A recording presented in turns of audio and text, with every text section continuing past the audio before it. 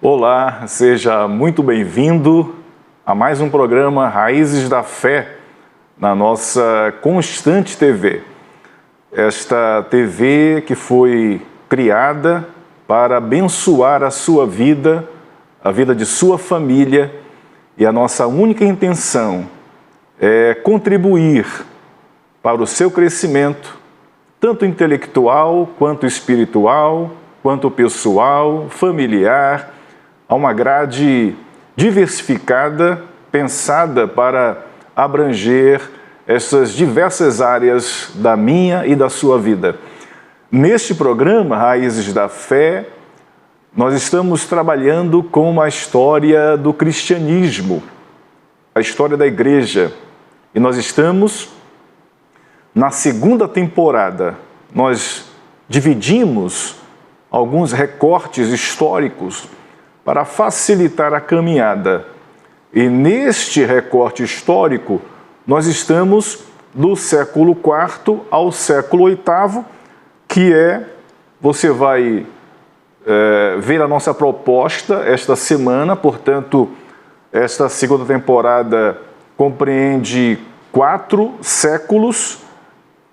Pegamos um final da chamada Igreja Antiga e vamos até o século VIII, já na Idade Média. A Idade Média começa no século V, oficialmente, com a queda de Roma. Começa a Idade Média, sobretudo na parte ocidental da Europa, que é o que nós estamos mais acostumados a estudar. A parte oriental, que é a Igreja Ortodoxa hoje, a gente vai trabalhar também com ela, mas nesse momento estamos trabalhando com a parte ocidental da Europa, o antigo Império Romano, que vai cair no século V.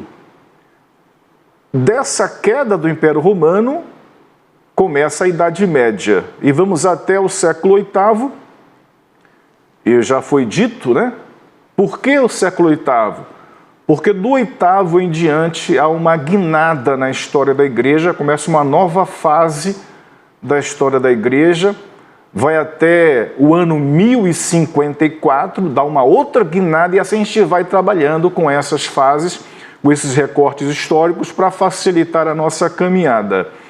Nós estamos nessa segunda temporada trabalhando com o estabelecimento do reinado de Constantino e a mudança no cristianismo a partir da ascensão deste grande imperador que, como temos visto, favoreceu a igreja cristã para agradar o Deus cristão. Constantino se viu beneficiado, segundo ele, pelo poder de Jesus Cristo, para vencer e se tornar Augusto, imperador supremo do Império Romano. Quando ele se torna o imperador supremo, aí ele abrange tanto o Oriente quanto o Ocidente. Só há um único imperador nessa época, portanto, a partir de Constantino, ele é o grande imperador de toda a bacia do Mediterrâneo. E a igreja começa uma nova fase, não mais perseguida, não há mais cristãos perseguidos, vilipendiados, torturados, mortos. Não há mais cristãos em trabalhos forçados, nas pedreiras, trabalhando como escravos. Não há mais textos sagrados, cópias da Bíblia sendo queimadas e confiscadas. Não há mais a exigência dos cristãos renunciarem à sua fé e sacrificarem ao imperador, aos deuses romanos. Isso tudo acabou. E a igreja, portanto, começa essa nova fase que estamos vendo com a ascensão de Constantino. Nosso tema de hoje é a reação monástica às mudanças na igreja. A igreja mudou muito, temos visto isso. E a aula de hoje é sobre uma reação a este status quo, desta nova igreja, que se parece muito com o Estado.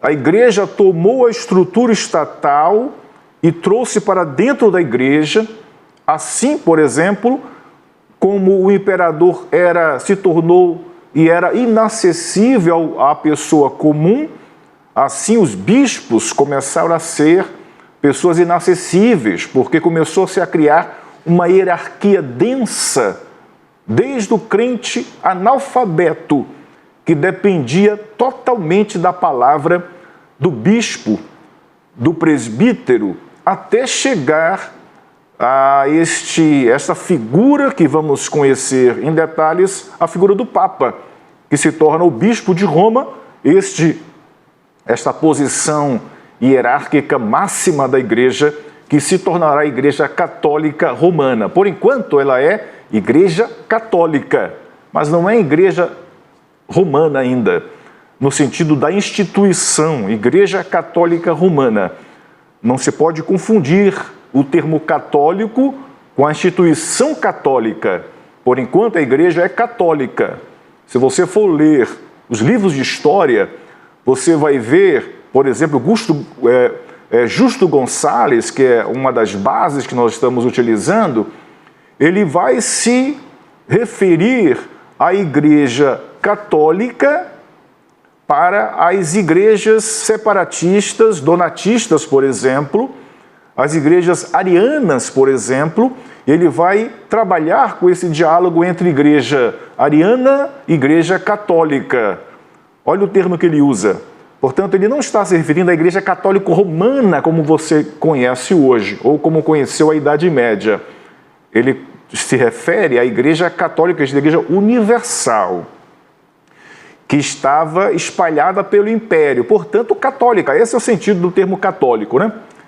Na aula de hoje, como já dito, nós vamos ver uma reação a essa estrutura eclesial que está tão modificada de alguns anos atrás. Me refiro ao terceiro século, né? Final do terceiro século, até começo do quarto.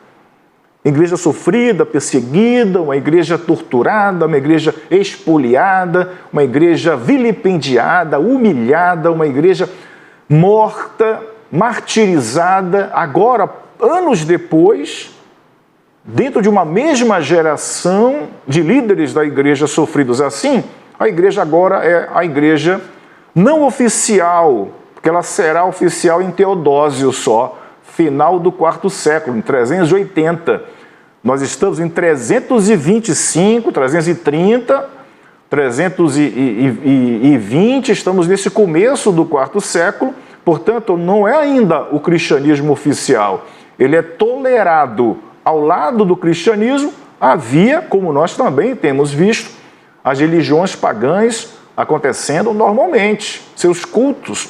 No entanto, Constantino favorece, aos poucos, os anos vão passando, e ele vai favorecendo mais a igreja cristã em detrimento dos templos pagãos.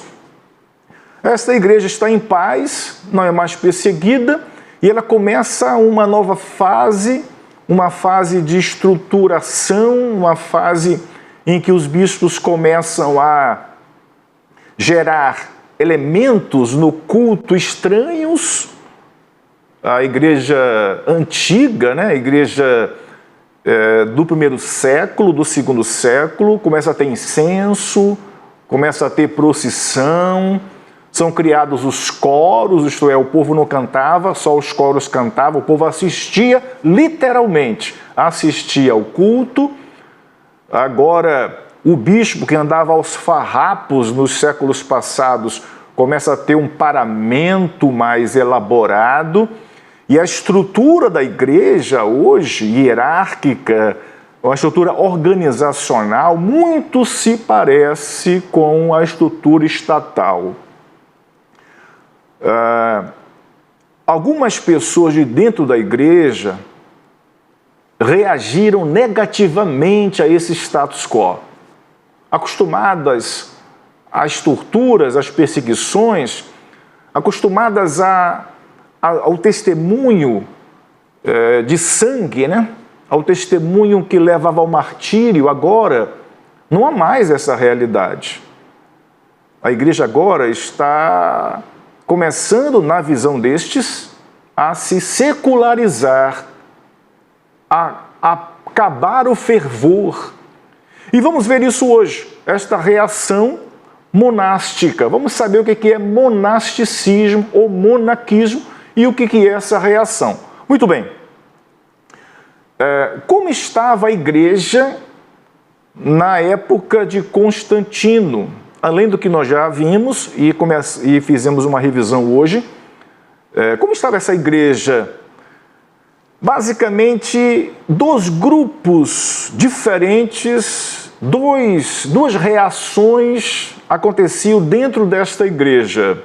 A primeira é esta aqui, ó. A maioria dos cristãos do quarto século aceitaram bem as mudanças na vida e na teologia da igreja. Vimos nas últimas aulas, né, que a teologia inclusive mudou, né? As ênfases da pregação mudaram e portanto, a maioria, esse primeiro grupo de dentro da igreja, a maioria desses cristãos aceitaram bem. Porque pensavam assim, olha, hoje a igreja tem liberdade, numa linguagem de hoje, né? Não podíamos fazer campanhas evangelísticas, hoje nós podemos. Não podíamos cultuar na superfície, porque no passado tinha que ser nas catacumbas. Hoje nós podemos. No passado não era possível se converter, hoje se converte, multidões se convertem ao cristianismo. No passado ninguém podia andar livremente, por exemplo, cantando um hino a céu aberto porque éramos perseguidos. Hoje a gente pode, até nós somos incentivados a isso. Então, é uma fase boa da igreja. E a maioria, portanto, via dessa maneira, aquela teologia oficial, né, de Eusébio de Cesareia. Deus está nisso. É obra de Deus. Deus preparou para esse momento. O fim do mundo, o milênio chegou e nós estamos vivendo esse milênio agora.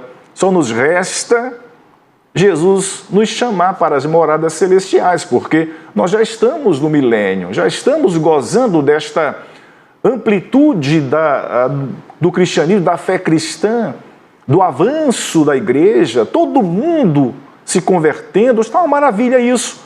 Este era o pensamento de uma ala da igreja. No entanto, havia uma ala que não pensava dessa maneira. Havia cristãos que não viam da mesma maneira como Eusébio de Cesareia, por exemplo.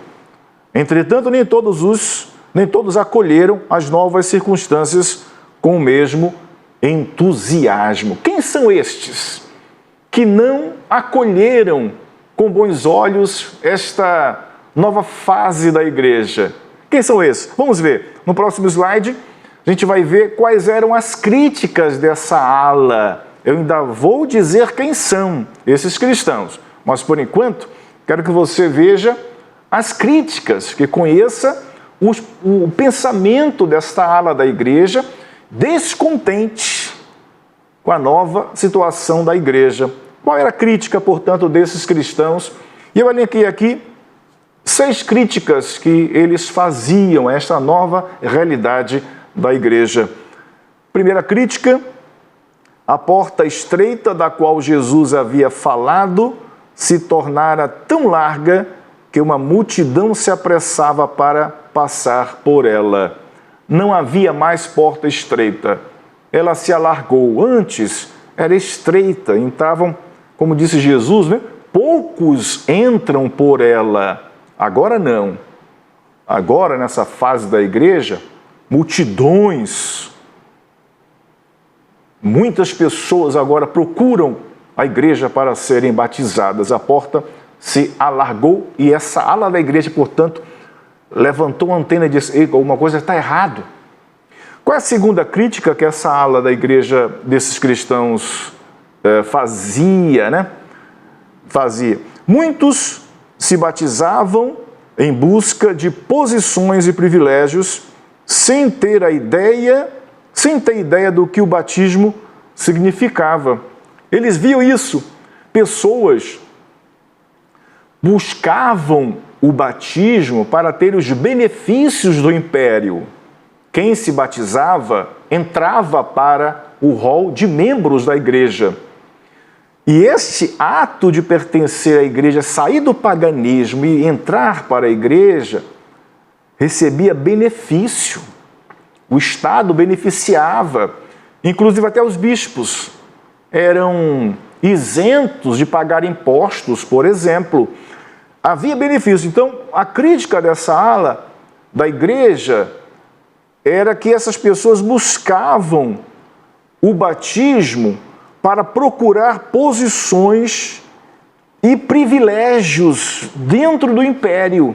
Não era só dentro da igreja, era dentro do império, sem ter a ideia do que o batismo significava.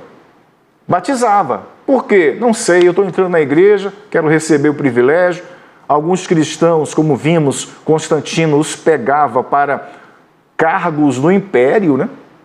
Cargos públicos. Quem é que ele colocava? Cristãos. Então, eu quero chegar lá, tenho pretensões políticas, vou me batizar com essa pretensão. Essa era a crítica dessa ala da igreja. Terceira crítica desses cristãos: os bispos competiam pelas posições de mais prestígio. Havia esta correria, né? Esta disputa entre os bispos, não mais aqueles que se batizavam, mas na ala superior, né? Na hierarquia da igreja, os bispos competiam entre si pelas posições de maior prestígio da igreja. A gente vai ver que na Idade Média, numa outra temporada, as famílias ricas colocavam seus filhos nos mosteiros para que estes alcançassem posições além de religiosas, políticas, porque a igreja, na Idade Média, se tornou a grande latifundiária. Ela era a dona de muitos feudos. O maior feudo era da igreja. Então, quem é que coordenava esses feudos, as fazendas da Idade Média? A igreja, através de bispos. Portanto, entrar para a igreja, com a possibilidade de entrar no mosteiro e se tornar bispo, era se tornar senhor de algum feudo. Isso na Idade Média, mas já começou aqui. Os bispos competiam pelas posições de mais prestígio. Quarta crítica desta ala da igreja: os ricos e os poderosos pareciam dominar a vida da igreja. A igreja não era mais comandada pelo povo, pela simplicidade. Lembra que em Atos nós já vimos isso, já conseguimos ver isso. A igreja tinha 120 pessoas e tinha que eleger o apóstolo para ficar no lugar de Judas, na cadeira de Judas. E a igreja toda votou, a igreja toda orou, a igreja participava. A igreja, a semelhança dos batistas hoje, era uma igreja congregacional, era democrática, participava. Agora, muitas decisões desta nova igreja, final da igreja antiga para a igreja medieval, era dominada pelos ricos, pelos poderosos. Agora, os poderosos, os que tinham pretensões políticas no Império Romano, entravam para a igreja, se batizavam na igreja para alcançar posições políticas, e a igreja se tornou, portanto, esse reflexo da política secular, pessoas buscando meramente o poder por pretensões pessoais, de ambições pessoais, políticas, econômicas. A quinta crítica desta ala da igreja: o joio crescia junto com o trigo e ameaçava sufocá-lo. Esta ala da igreja via isso. Olha, se todos da igreja não são plenamente convertidos, porque há um benefício de entrar para a igreja, quem se batiza pode até chegar a alcançar um cargo político no império, ou se tornar bispo, se tornar uma pessoa influente na sociedade. Nós temos essa realidade na igreja de ter joio. Você conhece o evangelho, sabe disso. O que é um joio? Se parece com trigo, mas não produz trigo. Ele só se parece, cresce junto. E essa ala da igreja havia trigos e joios na igreja. Isto é, uma igreja não era mais pura, não era mais santa. O pré-requisito para o batismo não era mais a profissão de fé, era simplesmente entrar na água e alcançar os benefícios de ser membro desta igreja, que vai se tornando cada vez mais uma igreja imperial. A sexta crítica e última dessa ala da igreja, muitos destes consideravam esta paz uma nova artimanha do maligno. A igreja está em paz, isso é muito estranho, Satanás está por trás disso, deve estar por trás disso, não é Deus, como pensava a teologia oficial de Eusébio de Cesareia. Ele entendia, Eusébio de Cesareia, que era Deus que estava por trás disso tudo, colocando o seu ungido, seu escolhido, seu instrumento, Constantino, para que essa realidade viesse à tona. Esta lá deveria dizer, não, Deus não tem nada a ver com isso. Isso é obra do maligno. Está testando a igreja e ele está minando a igreja e vocês não estão vendo isso, né? Muito bem, no próximo slide, a gente vai ver as perguntas que esses cristãos faziam. A gente viu as críticas, né? A gente está trabalhando com essa mentalidade da ala da igreja e eu vou já dizer quem são esses cristãos. Você vai logo identificar. Inclusive, eles existem até hoje. Claro, com mudanças, né? Mas essa ala de cristão de hoje vem desta época. Eu quero fazer essa ligação. Perguntas que os cristãos descontentes, essa ala é a ala de cristãos descontentes. Nós já vimos na semana passada os cristãos contentes, que viam que Deus estava fazendo tudo isso. Hoje, essa semana, estamos vendo os cristãos descontentes. Quais eram as perguntas que eles faziam? A primeira, como então pode alguém ser cristão nestas circunstâncias? Nesta facilidade? Nesta igreja composta de joio e trigo? Nesta igreja dos poderosos? Nesta igreja que imitava o Estado na sua estrutura eclesiástica? Essa igreja que os bispos mais parecem ministros do império, que mais parece que o bispo de Roma, que não era papa ainda, mas se parece com o imperador, que senta num trono, que requer primazia.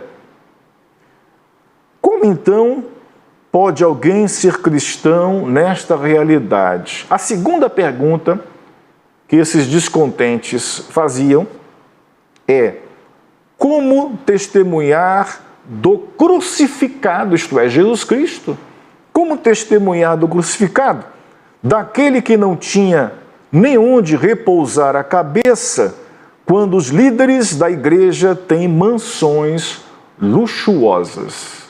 Veja a realidade. Pelas críticas e pelas perguntas, nós conseguimos visualizar o estado da igreja nesta época, começo do quarto século, primeiras décadas do quarto século. Constantino morreu em 337, ainda nem completou a quarta década. Então nós estamos no começo desse quarto século,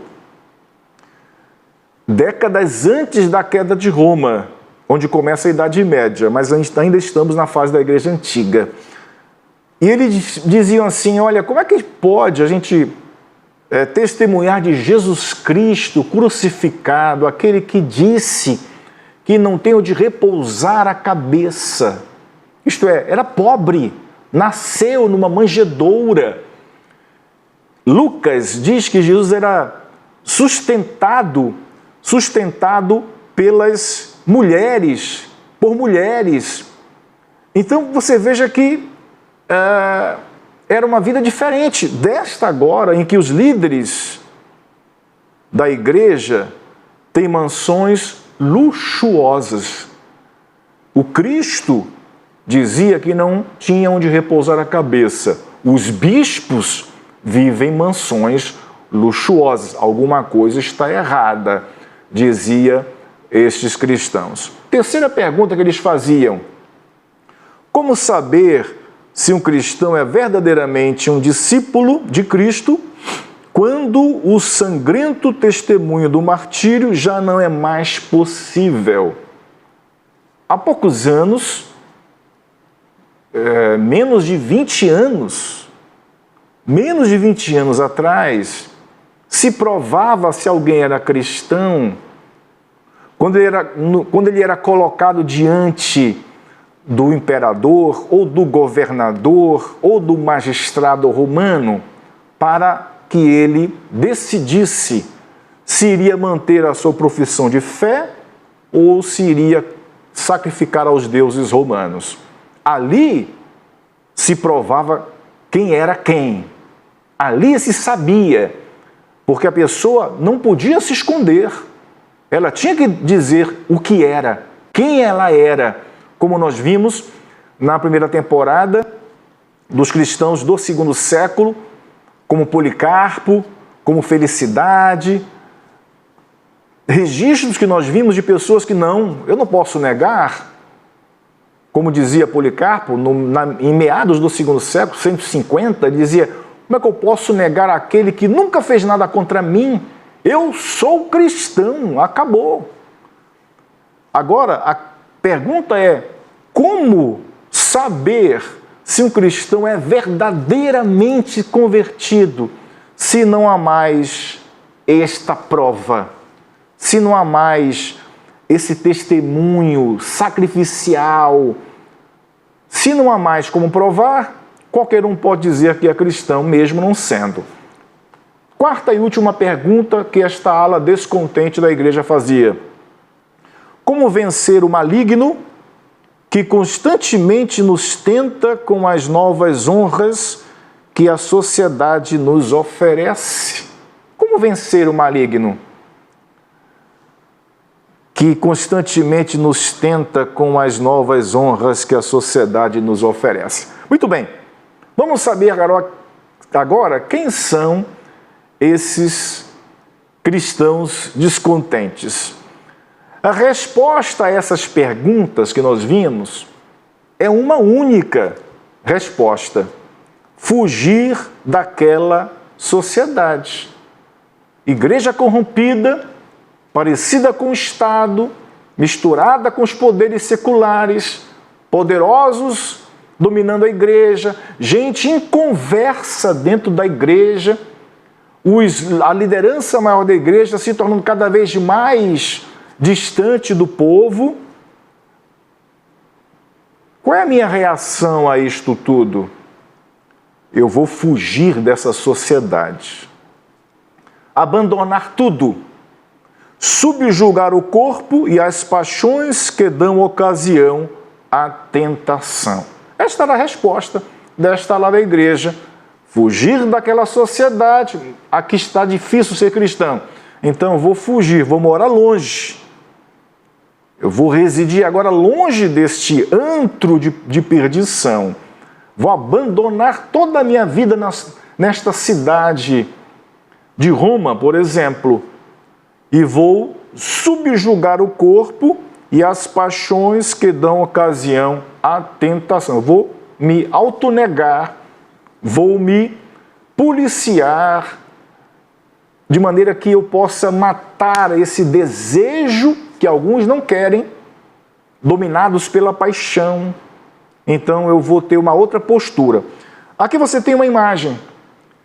Aqui você tem esta reação da ala da igreja que deu origem aos monges, ao monaquismo ou ao monasticismo. Esta imagem mostra este cristão aqui, Este cristão está morando sozinho, ele está numa caverna, ele está no deserto do Egito ou da Síria, ele está sozinho, chamado de anacoreta, e ele não quer mais viver em Roma, na sociedade, na igreja corrompida. Ele não rompe com a igreja, mas ele não vive mais lá, porque não dá para ser cristão naquelas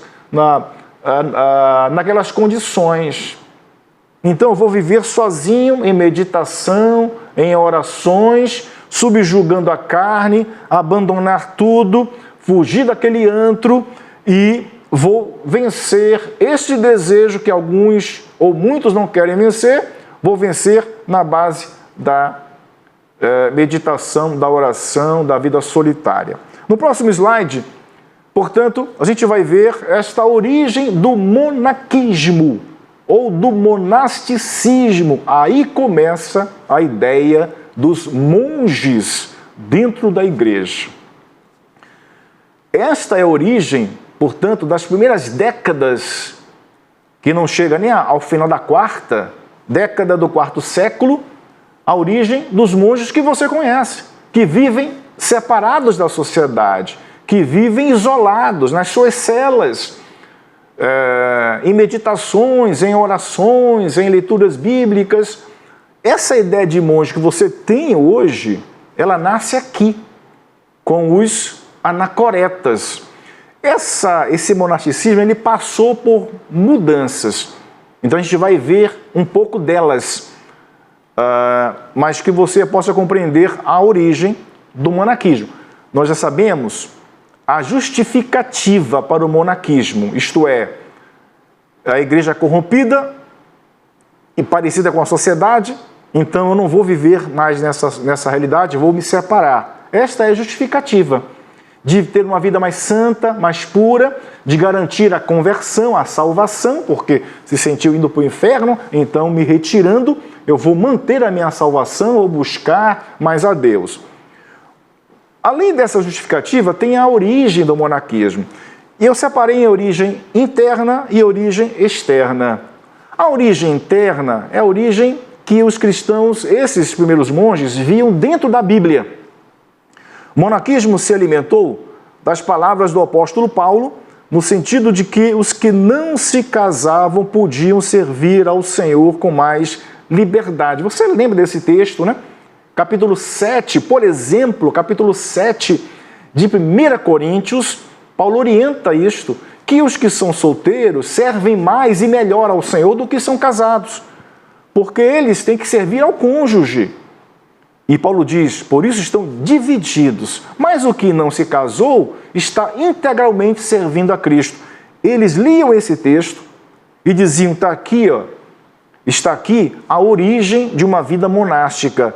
Ele então, essa lá da igreja, os primeiros monges se alimentaram desse respaldo bíblico, né, de pessoas que se devotavam integralmente a Deus, a vida contemplativa, ao serviço da igreja, sem se ocupar com outras coisas desta terra, por mais que sejam coisas legítimas, que é o caso citado aqui, 1 Coríntios capítulo 7, com casamento, algo legítimo, mas eles pensavam, como Paulo, né, pensava que, e é lógico, né, eu sou casado, não adianta nada eu passar o dia inteiro na igreja se eu não cuidar da minha família.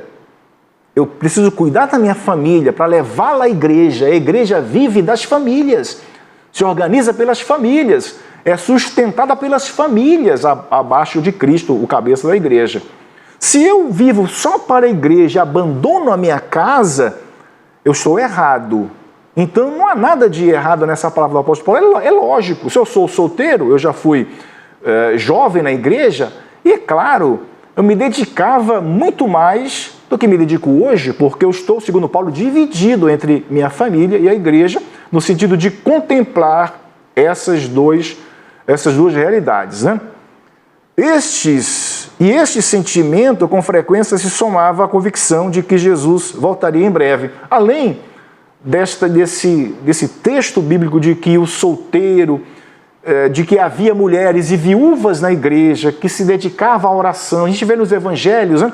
Uda, a profetisa, dedicava-se à oração, à obra de Deus, à casa de Deus. Já havia gente que havia decidido viver dessa maneira, no texto bíblico do Novo Testamento. Aí isto se somava à ideia que Jesus ia voltar. Lembra que nessa teologia oficial de Eusébio de Cesareia, essas pessoas pensavam que já estavam vivendo no milênio. Só faltava Jesus voltar, porque a obra aqui, ó, a obra está aqui. O evangelho será pregado por todo mundo, então virá o fim, disse Jesus.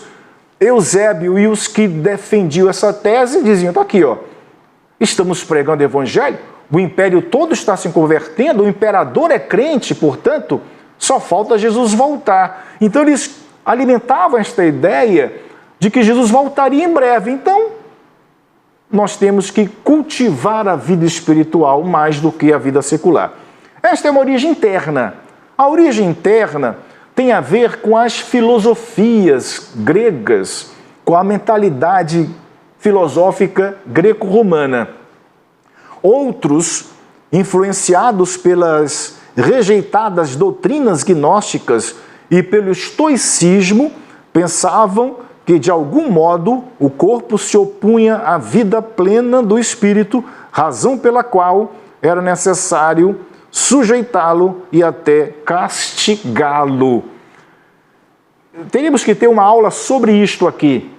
Seria uma aula de história da teologia, para falar de gnosticismo, já falamos bastante na primeira temporada, e do estoicismo. Essas duas filosofias, gnosticismo e estoicismo, tinham essa ideia de que o corpo é ruim, de que o corpo é mau. A igreja, esses primeiros monges pensavam assim, isso está certo, o corpo é mau, a matéria, né? E ela milita contra o espírito, embora esse texto de Paulo em Gálatas se refere não ao corpo, matéria, mas à velha natureza, que milita contra a nova natureza. E Paulo chama de carne e espírito. Não é carne, sangue, tendões, nada disso. Nesse texto de Gálatas, essa carne não é o corpo humano, é a velha natureza. Mas esses cristãos pensavam assim, que o corpo, a ideia grega, né? Corpo era a prisão, era a coisa ruim, era a coisa má. Então, o sábio tinha que dominar o corpo para atingir o nível espiritual elevado. Aí eles pensaram, então, tem que subjugar o corpo. Se eu estou com muita tentação da carne, eu vou deixar de comer. Eu vou dormir no chão frio. Eu não vou ter mais lençol sobre mim no dia de inverno. Eu vou sofrer, fazer o corpo sofrer para subjugar esta carne e para me elevar no espírito. Então, a origem externa é que eles viam isso. Que de fato o gnosticismo e o estoicismo entendiam que a matéria é má, então, de fato é. Então, a gente precisa flagelar, andar de joelho, subir escada com pedra na cabeça, isto é, para subjugando, mortificando esta carne, eles pudessem adquirir um nível espiritual mais elevado. Isso não é tão correto, não há tempo de comentar, mas eles pensavam assim, esta é a origem interna e externa do monaquismo, tá certo? Neste próximo slide, a gente vai, portanto, compreender o que é o movimento monástico desses cristãos que abandonaram tudo para viver no deserto. Não é viver na areia do deserto, não. É viver nas cavernas, viver em cemitérios já desativados, viver em ruínas, em lugares ermos. Isso era o deserto, não era viver na areia. Às vezes até no oásis, distante, ninguém passa lá, então é lá que eu vou viver. Muito bem, a palavra monge, como já falei algumas vezes, vem do termo grego monachos, que quer dizer solitário. Os primeiros monges eram pessoas que viviam solitariamente. O termo anacoreta, com o qual eles logo foram chamados, quer dizer retirado ou fugitivo. Então eles eram chamados anacoretas, quer dizer, eles fugiam, de fato era, né? o monacos, solitário, embora a palavra monge hoje se refira a monges que vivem num mosteiro com outros monges, a palavra vem do grego, quer dizer solitário. Chamado de monges ou de anacoretas, isto é, monge solitário, anacoreta retirado, viver nas cavernas do deserto. O monaquismo foi um movimento de êxodo para o deserto de cristãos em busca de nova vitalidade espiritual, sem contudo abandonar a igreja. Eles não rompiam com a igreja, eles não abandonavam a igreja, eles simplesmente se afastavam. Numa linguagem de hoje, né? Continuavam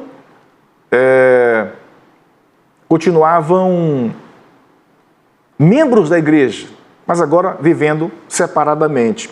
O monaquismo cristão tem suas origens em diversas regiões do Império Romano, mas foi no deserto da Síria e do Egito que ele teve início. Então, houve monges em todos os lugares, mas parece que eles elegeram os desertos da Síria e especialmente do Egito. Nesse próximo slide, a gente vai conhecer os primeiros monges que se conhece.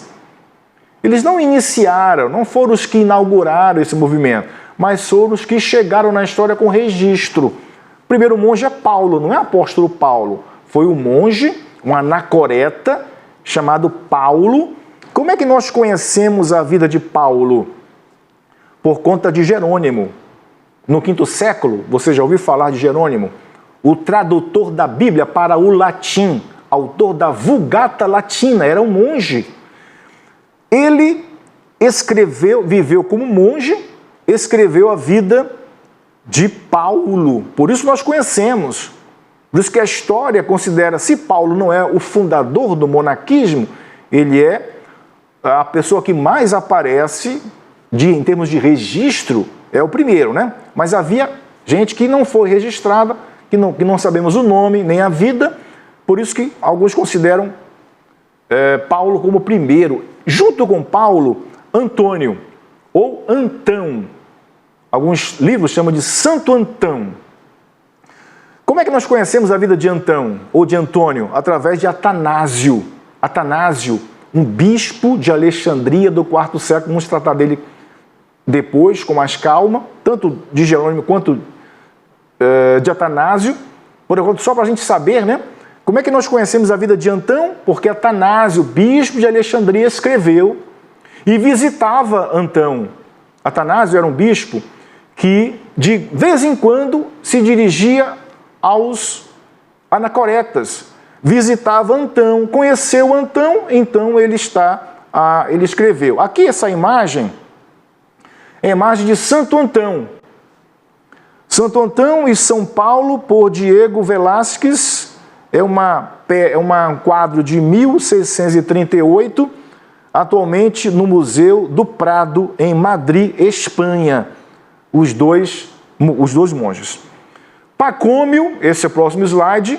Pacômio é um outro tipo de monge, agora não mais solitário, mas a primeira manifestação de uma vida monástica em grupo. Pacômio é conhecido como o primeiro monge a reunir outros monges e a viver desta maneira em comunidade, não mais solitário, mas em comunidade. O crescente número de pessoas que se retiravam para o deserto e o desejo de quase todas elas de conviver com um mestre experimentado deu origem a um novo tipo de vida monástica.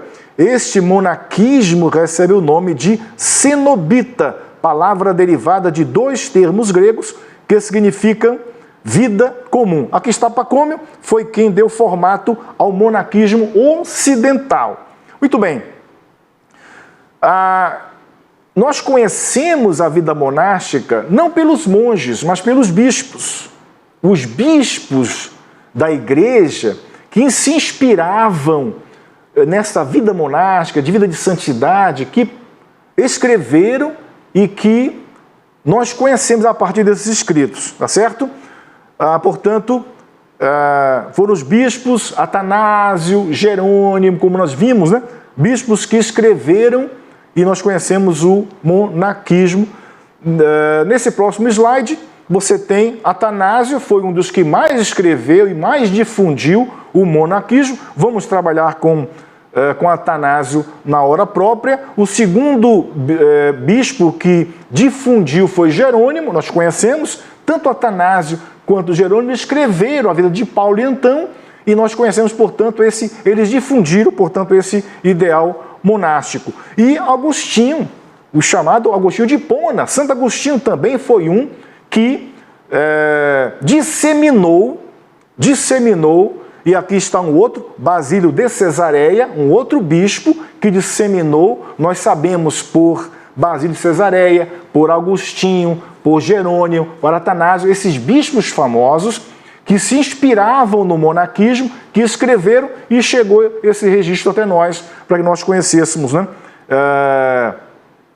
E o próximo slide, né? Eu tenho Martim de Tours, próximo slide, esse aqui que deu cara ao monaquismo ocidental, Martinho de Tours. Não há tempo de contar, infelizmente, a história dele, é muito interessante, mas vale a pena você procurar ele. Essa imagem é o que mais aparece, Martinho de Tours. Ele tem uma capa, dividiu a capa para dar para um mendigo que passava frio. Toda a imagem de Martinho de Tours é assim, dando metade da sua capa para o mendigo. Essa pequena capa foi colocada numa pequena igreja. Esse nome capela vem disso, de pequena capa. Dessa pequena igreja, portanto, as pequenas igrejas chamam de capela, né? Portanto, desse início aqui de Martinho de Tours. Eu quero terminar essa aula com uma reflexão que diz o seguinte: o monasticismo foi a primeira reação de alguns cristãos contra o crescente secularismo da igreja do IV século. A pergunta é, foi uma atitude correta o monasticismo, abandonar tudo? Foi uma reação exagerada? Qual tem sido a sua reação diante do secularismo crescente da igreja de hoje? Eu quero deixar esta reflexão para você neste final de aula. Esse grupo de cristãos encontrou uma justificativa para abandonar, não se desligar da igreja, mas viver. E viviam isolados, separados, no deserto, não queriam ter contato com os cristãos da igreja, da sociedade. É uma atitude errada? É exagerada? Qual seria a sua atitude hoje ao constatar que a sua igreja, ou que a igreja evangélica está nessa mesma situação? Está configurada assim, corrompida, cheia de gente poderosa, dominando a igreja, gente não convertida em liderança da igreja, alcançando posições eclesiásticas. Qual seria a nossa reação? Quero deixar para você pensar sobre isso. Eu fico por aqui. Deus abençoe.